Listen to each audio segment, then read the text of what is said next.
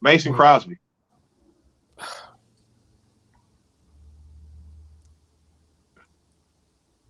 Is the C still on his jersey? Yes. Good Lord. Well, he had this in Detroit 2 years ago. He missed like 3 game-winning field goals or go ahead, and then he kicked the game winner. It's not like they're gonna cut him. Nah, because ain't nobody Nah, else they out ain't there. gonna cut him. Well, Aaron Rodgers still throwing to one dude in triple coverage. Did you see that? Yes, I did. And one of those guys is Cheetah Uzier, former Former Cowboy great. Former Cowboy great. Jesus.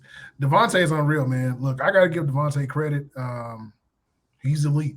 He's when we talk about top threes or top 5 receivers, he's in the top 3 category. I think we all agree that Hop, probably him and who's the other guy that we always talk about is another receiver. I'm having a brain fart right now, but those are like those tier 1 guys, and he's one of them. Oh, Mike Williams. Yeah. I got Mike Williams. Yeah, Mike Williams right now has been unreal, which we'll talk about them in a minute. But for me, this Jamar Chase, man. Look, Kevin King had his worst nightmare because Cincinnati got the 3, I call them the 3 amigos. They got him, Tyler Boyd, and T. Higgins. He had to pick his poison. And for some odd reason, they kept putting him on Jamar Chase, which we saw what happened every time.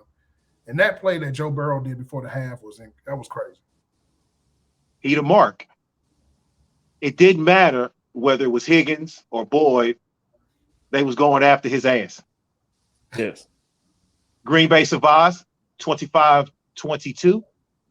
Look, I still think they should have chose Slater or Sewell because Burrow had the swole throat, had to go to the hospital, but he's fine. Their kicker is it Evan McPherson. He had some issues too. Well, he thought he won the game.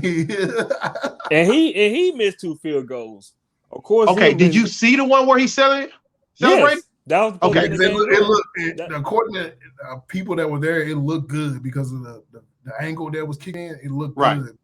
Yeah, he completely missed it. And he thought he said he thought the refs were pranking him. No, I'm mad at the fact of it was 3 or 4 of his teammates celebrating with his ass. The placeholder, they was hugging each other like it was all going in. You can't turn around and wait till the final results. Like that had to been like that's my favorite Black of the weekend, man. Like Evan McPherson. When you a kicker, you think it's gonna go in all the time. But you already missed one already as it was. Like you not gonna doubt and make sure this time, the second time around. Yep. He thought he was good. Yeah, I know, because he jumped in his place kids on that were hugging the hell out of each other. Yes, Kevin King. Yes, he does think. Yes, he does. Yes, he does. Yeah, he was highly touted too. I remember he was like a first-round pick. They thought he was a second. I think he was like in between the first and second. He was like a touted, sort of like calling like he could be a steal. That was horrible. But I got to give Green Bay credit. They won the game. Look, Cincinnati is a good team. I think they play hard, they're fast. That offense, when everybody's healthy and they get a few linemen, they're going to be a problem. Like you said, they had a Rashawn Slater. Now we go back and look at it. You probably don't. Rashawn Slater definitely would have took him, but I don't know how you pass on Jamar Chase now either, because obviously him and Joe Burrow got this relationship. I don't know if we ever had this in the NFL. Have we ever had this in the NFL where we've had a quarterback and wide receiver in college play together, and then they come over and then they do well in the league? Like, I can't think I of don't think so. I don't think so either. No, I don't think we ever had this. So yeah, I got to give Jamar Chase, man. Like Robin said earlier, Jamar Chase is definitely the offensive rookie of the year. If there's an award for it right now, he's definitely getting that by far. I think right now he's like the number 1 receiver in the NFL, besides Mike Williams. And he's breaking records. And like I said, one time for Green Bay though, but Cincinnati 38-20 over the Chiefs, who fall to 2-3. Patrick Mahomes threw his 6th interception of the season. They lost Clyde Edwards-Helaire to a sprained knee. And they throwing it to 2 dudes. And now they're easier to defend because they're impatient on offense. If you cannot run the ball with 2 high safety, what is your problem? I think the problem with them is, again, we always say how these teams and how these coordinators and everybody get too cute, and you think like your namesake alone just gonna get you through everything. Right now, you're last place in your division, and you having Buffalo coming in and just proving everybody like, hey man, we need to be talked about. Now, granted, even though they're getting more praise in the regular season than it comes to the championship game, but right now, I feel like they were underestimated. And also with the Chiefs, with Mahomes out there, like you said, Dave, you have no running attack. I mean, you get Josh Gordon, that's good. That may help, maybe, but also at the same time, you still throwing interceptions. You're still throwing ill-advised passes. You're sitting up here running all these pass plays just to satisfy Patrick Mahomes, thinking he's going to be your savior. Look, the defense is ass too, and that defense is not helping anything. You know how many wide open passes those receivers had? I'm talking about, I seen Josh Allen throwing beautiful long passes to Emmanuel Sanders twice and to everybody else on that wide receiver depth chart. Like Tyrann Mathieu was getting pissed off at his safety mates. I seen Tyrann do this at least 5 times over that game.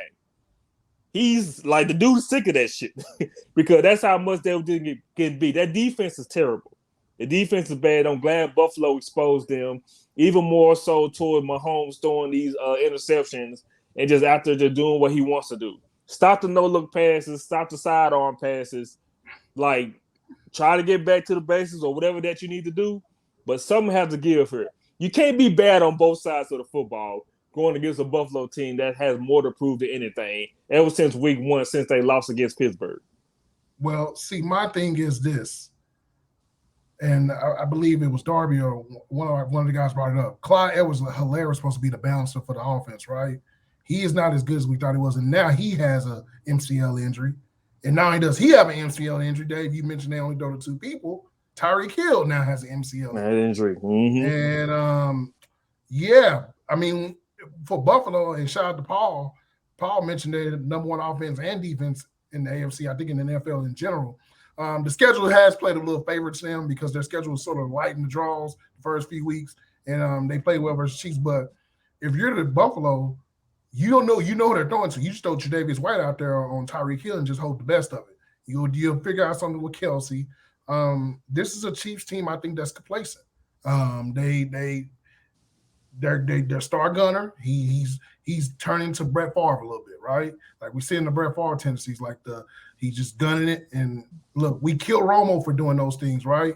In Dallas when he was doing it. Now you got Pat Mahomes because he looks good when he does it because he makes the home run play. This team is a home run hitting team, right? They're like the Yankees, right? If we do an analogy in baseball, the Yankees want to hit home runs. They don't care about getting on base. They want to hit home runs. And that's what the Chiefs do. Instead of just marching down the field knowing your defense is bad. If you remember the 2014 Cowboys, right? They had a terrible defense. But the reason why their defense was good is because what did they do? They ran the football. They kept the ball out of other teams' hands. You can't do that with this Chiefs. This Chiefs defense, not naming Chris Jones and, Honey Badger, this is a terrible defense. And like I said, they don't have anybody to throw to. Maybe Juju did go there. He's a number 2 or number 3 there. And maybe he would have made it there. But this team is just offensive. I don't think they're as good as we thought they were. And that's, like I said, back to the Chargers thing. When I looked at them both on paper, the Chargers had health issues. They never had an issue with skills, always health. So with the Chiefs, it's got complacent. I know Andy Reid had his ailments and stuff like that, but yeah, I'm gonna say Buffalo is a great team, man. Like I said, I'm not happy with the run. I'm not a big fan of the running backs though. I know Dave talked about Singletary and the other guy, but they need a workhorse kind of type running back. Like they're like a Zeke away. You're not gonna find a Zeke, right?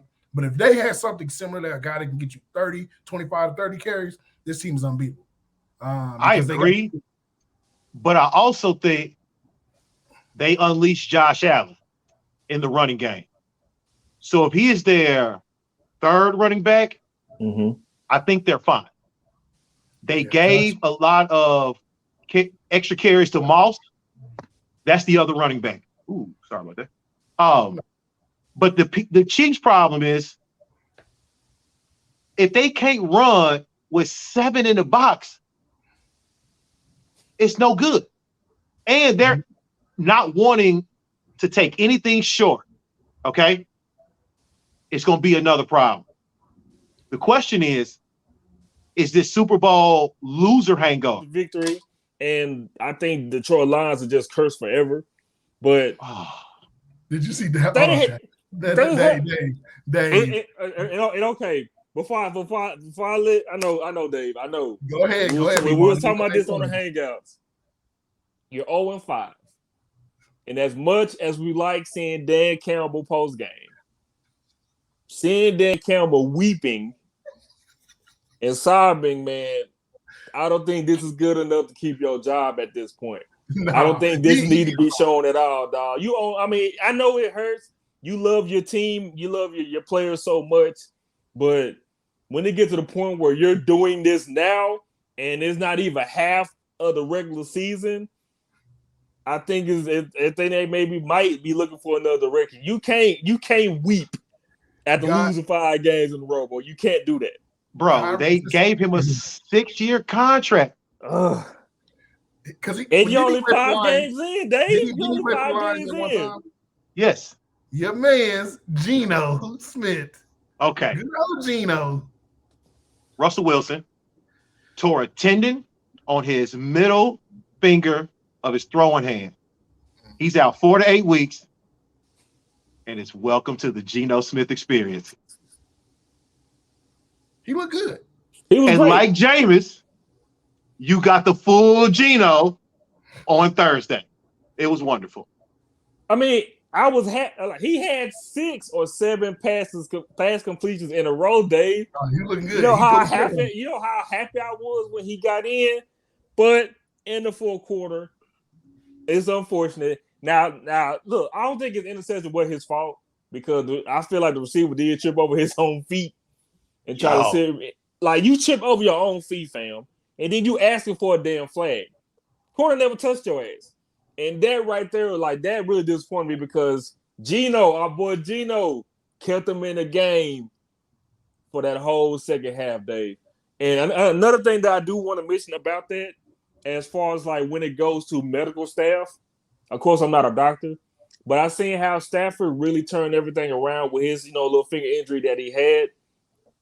I'm looking at Russell Wilson's finger, Dave, and of course it was turned like towards the right. Apparently they tried to pop it back in place. I saw that his finger was still curved to the right. So I'm thinking somebody effed up somewhere. And then when they taped his finger, they did not tape both of his fingers. And I'm thinking to myself, if you try to relocate somebody's finger and it's still curved to the right, and you try to tape it with both, I think right there, because Russ still went back into the game, Dave, but you're seeing a lot of short passes and handoffs and things like that. I think that medical staff kind of effed up a little bit, and I think I think that's the reason why he's missing 6 to 8 weeks, because I feel like the way I seen it when he hit Darnold's helmet, I told like it's completely broken. That's not a dislocation at all, dog. It's completely broken. They really try to pop it back in place like that. And I was like, no, I think y'all really effed up there. Which to me, I didn't mind seeing Geno. Matter of fact, that was one of my players that I did like over the weekend, Dave. It was Geno Smith. But I think to me, in my eyes, I'm not a doctor, but I think the medical staff really did something wrong trying to put his finger back in place. And I think that made it worse. And that's the reason why he's probably missing 6 to 8 weeks. Well, I didn't think it was a dislocation because a friend of mine tore a tendon on the exact finger, and it is still jacked up now. Now, she delayed surgery, so that's a problem. But when they couldn't pop it back in place, I had a feeling it was a tendon issue. Now, also in the NFC West, cocaine. 17-10. Use the pinky. Was you my 5-0? Cocaine Cardinals. Was you a little worried? Yes. Look, that's why it's called cocaine. Because you never know. It's a wild ride. Okay. Do y'all know who the San Francisco 49ers defensive coordinator is? No.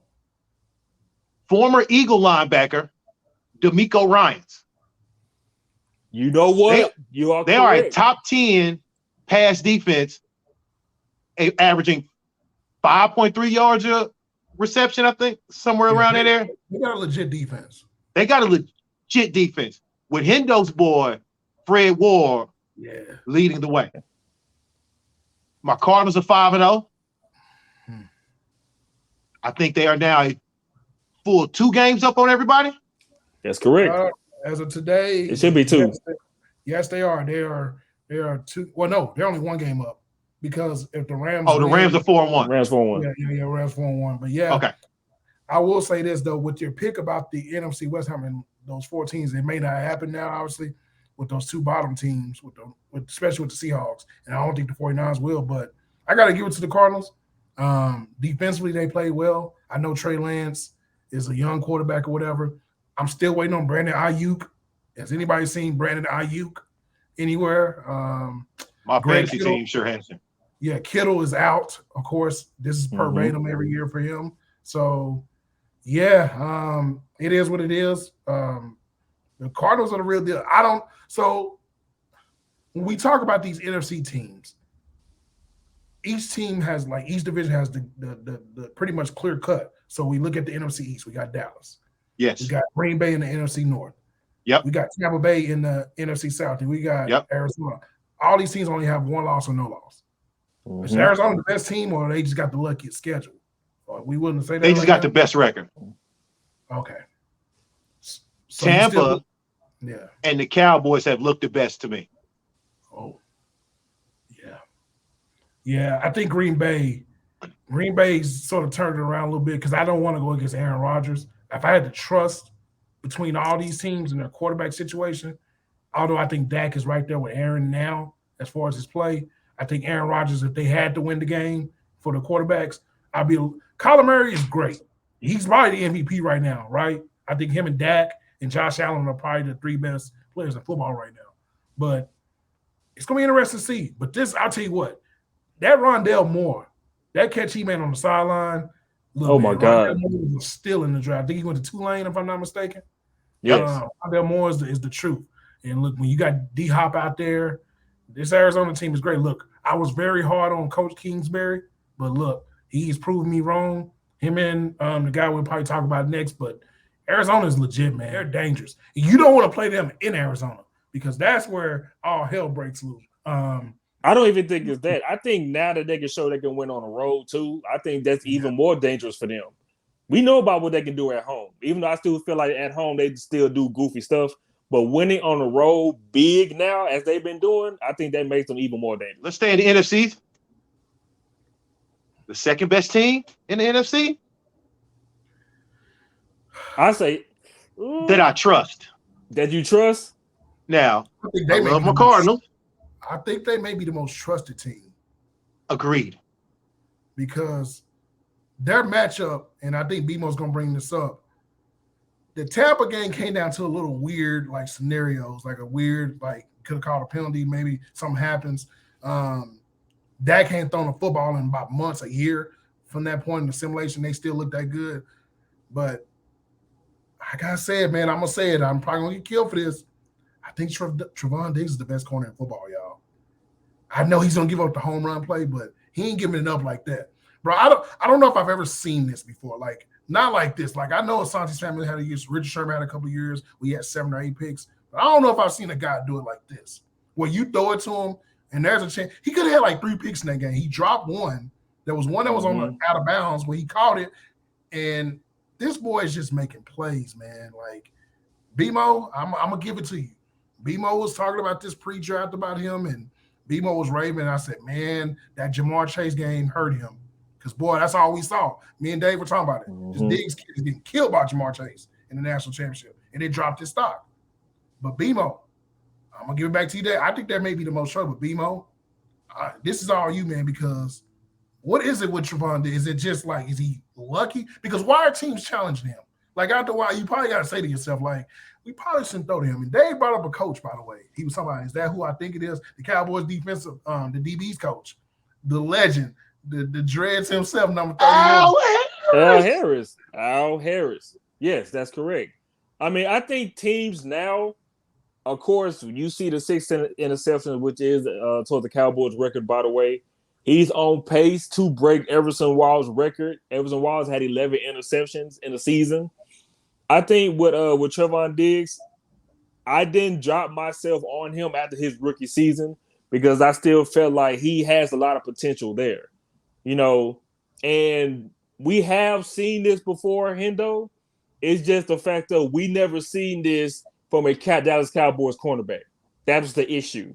And now that we are seeing this, and now it is also early, I do agree with you, Robin. Yes, to me, defensive player of the year so far. He may go ahead and get a clear-cut favorite. And now I think it's like 23 or 24% of passes going his way towards Diggs. They're still trying him. Yes, he would have had 3 or 4 interceptions. It was one where I think Glennon tried to throw the ball away, and Diggs was still jumping high enough. He still could have got that interception on his own. It was still unfortunate. Both his feet was out of bounds. Also with Treven Diggs, he's a great tackler also as well. He's good at opening in the open field. When they try to run your wide receiver screen, your favorite play, Dave, I done seen him pursue and attack, and actually you seeing a corner actually pulling his arms out and wrapping up and tackling someone instead of all these corners right now. I just want to make the big hit. Diggs is a complete package. You can move him all on the left or the right side of the field. That is great to see. Also from last week when he went out for his load management, and you seen how bad that secondary was. Treven Diggs went out. I think he may have tweaked his ankle yesterday. He missed one play, and was right back out there.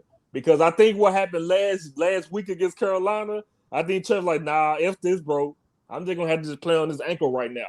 But luckily it wasn't so bad. But to me, no disrespect to Michael Parsons at all, Treven Diggs is the most important player on the Dallas Cowboys defense right now. And I think it's going to stay like that for the rest of the season. Yeah, okay. He's said. He's a physical freak because he's like 6'2". Like, yes. Dave, I remember a few years ago when the Legion of Boom was getting into form, Dave would text me and be like, bro, they got 2 corners that are like 6'3".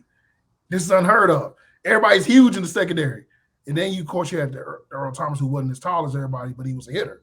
And this defense reminds me, maybe not as like the names, but they hit. Like Malik Hooker's out there making plays. This J-Ron Kurtz making plays. Look, I know Anthony Brown is French toast out there half the time, but Anthony Brown, pick 6. Anthony Brown makes the plays. He'll admit it. Of course, he'll give up the big play, which is why Tony went 8. Yeah, this team is crazy, bro. Like, look, if you'd have told me 4-1, I would have been like, cool. But not in this fashion because they dominate the second halves of their games. Because even versus Tampa, go look at the second half. They were the better second half team. They were like every game they played, they've been the better second half team. They lead the league in first quarter points, if I'm not mistaken. Yes. In the NFL. Good stat. They just get to it. And look, Dak, man, Dave, I don't know if I've ever seen a better place ball than when he threw that ball to CD on that route. Because that ball looked like it was overthrown, by the way. And I thought it was overthrown. CD came out nowhere with the comeback speed and just catching that touchdown. Real quick, Dave. One guy on the defensive line I do want to give a lot of credit to, even though Michael Parsons is doing what he's doing in a short little time due to injury, is Randy Gregory. Yes. That man has been applying great quarterback pressure. I just seen a couple of times where he's just pushing around offensive linemen around. And like, when Hendo had saw him at the boxing event that he went to losing weight, they say it was converting him back to a pass rusher. And Randy Gregory, to me, has been the best defensive lineman on his Dallas Cowboys front 7. So I give a lot of props to Randy Gregory also as well. Okay, last thing on Diggs, former wide receiver. So he gets routes, route combinations, route running. So if you aren't Amari Cooper or other great route runners in the league, Keenan Allen, it's gonna be a problem. Yes. Okay. And we got to remember he practices every day versus Amari Cooper. Right. Not naming Keenan Allen and Devontae, maybe a select few others. That's the cream of the crop. And I just think that, like I said, I'm impressed. And look, for all those people out there that said Zeke is washed. No, not at all. Yeah. We find it. And guess what? Dallas this week. Is it this week, BMO? They get back the guys this week. Michael Gallup may be back. Yes, like. Gallup may be back. They also drafted 2 other corners that's over 6'2", Dave. So they may be back. Yeah, shout out to Chad. Yes, we haven't seen Kevin Joseph because he should be coming back from injury. So he should be getting Salami back. They said through the injury report there was no new injuries to report for this week. Wow. So they should be fully staffed this weekend with their next game against the Patriots, correct? Yeah, and Collins is back this week too, right? Yes, allegedly. And we will get to him later on also as well. Yeah. Wow. So they're going to get out. And DeMarcus Lawrence may be back in a few weeks as well. So you're going to have a full package team. And this team is rolling right now. I think my only concern with this team is the middle part of that offensive line with the left guard and center, Connor Williams, and I can't pronounce his name, Tyler. How you pronounce his name, BMO? Biades? Biades. He had a bad snap. He's been getting ran over every game. So yeah, they'll figure it out. But boy, this offense is elite. Amari Cooper, like, I don't know what you do to Dallas. Like, their defense makes the right plays. Dan Quinn has been marvelous. We shitted on Dan Quinn all last year because what he did in Atlanta, but he's found his home. Y'all ready for these picks? I think your answer to your question is pressure up the middle. Yeah, take advantage of the weak link in the line. But they can't. And I like how Kellen Moore is sticking to the run. So, very good. Yeah, get to these picks. Mike McCarthy has not gotten away, by the way. That's the thing. This is unlike Mike McCarthy for them to run about. Like, look, Tony Pollard is out there doing this thing. And look, the number one tight end in the NFL right now, B-Mo, is who? Should be Dalton Schultz. Dalton Schultz, ladies and gentlemen. That's crazy. But, yeah, much love to the Cowboys right now. I think I got to see them versus the Rams because that's interesting because their weakness, which is the middle of that line, they got to deal with Aaron Donald.